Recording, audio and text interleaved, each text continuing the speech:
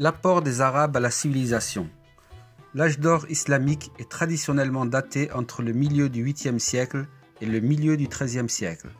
Durant cette période, les artistes, ingénieurs, érudits, poètes, philosophes, géographes et commerçants du monde islamique ont fortement contribué à l'agriculture, aux arts, à l'économie, à l'industrie, au droit, à la littérature, à la navigation, à la philosophie, aux sciences, à la sociologie et aux technologies. La civilisation islamique, qui s'appropria d'abord l'héritage des mondes méditerranéens, iraniens et indiens antiques, développa en l'espace de quelques décennies, à partir de 850, une culture originale, unifiée par la langue arabe, le commerce et la religion. Présente sur 3 continents, elle s'épanouit sur un espace extrêmement vaste et joua ainsi un rôle crucial dans le maintien et la diffusion de la numération de positions, des connaissances géographiques et astronomiques, et enfin, des œuvres philosophiques de l'Antiquité. Howard R. Turner écrit « Les artistes et scientifiques musulmans, les princes et les travailleurs ont fabriqué ensemble une culture unique qui a directement et indirectement influencé les sociétés sur les autres continents. » Les domaines de prédilection de la civilisation arabo-musulmane.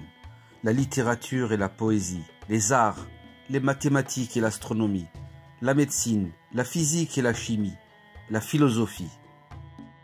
Avec El-Biruni, originaire de Khwarizm, écrivait en langue arabe et persane, qui déclare « J'avoue que je préfère être insulté en arabe qu'être exalté en persan. Le jugement est rude, mais il traduit la force d'attraction et de fédération de l'arabe dans un contexte, Barded, où pourtant la composante persane est majoritaire. »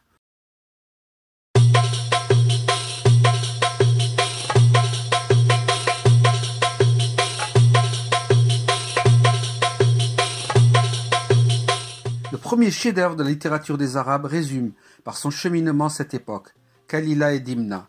C'est l'adaptation arabe par Ibn al-Muqaffa de la version persane de Fables indiennes.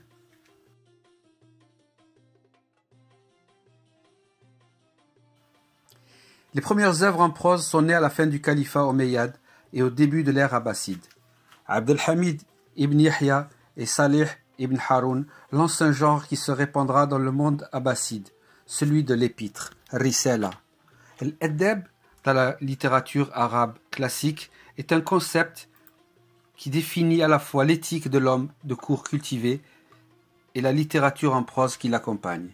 Le maître de l'Adab étant Jahiz, 776-868, né à Basra, élève des grands grammairiens théologiens, pourvu d'une culture encyclopédique, il a laissé une œuvre considérable de plus de 200 ouvrages. Ibn Qutayba, 828-889.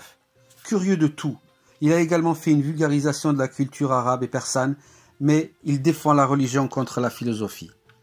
Qudama ibn Jaffar, mort en 958, c'est un encyclopédiste proche des milieux de secrétaires. At-Tawhidi, né en 927.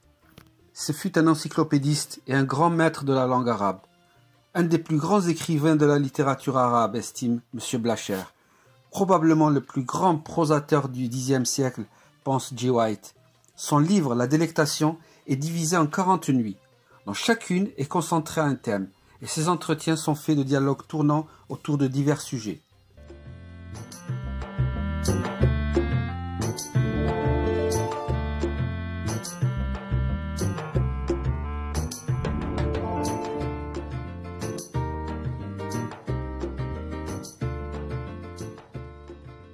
Un genre nouveau, spécifiquement arabe, né avec Hamdani, 968-1008.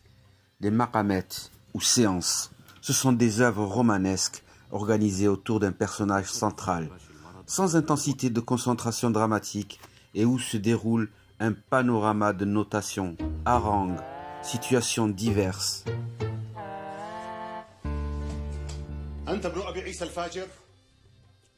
بل أنا ابن أبي عيسى التاجر. حسن يا ابن كبير التجار أو يا ابن كبير الفجار، أيرضيك أن يخدعني أبوك في 5 دنانير في هذه الجارية؟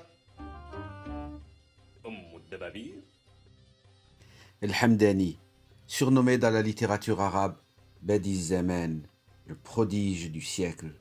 Il eut, un siècle plus tard, un successeur et un imitateur en la personne de Hariri, 1054-1122, un virtuose de la langue arabe.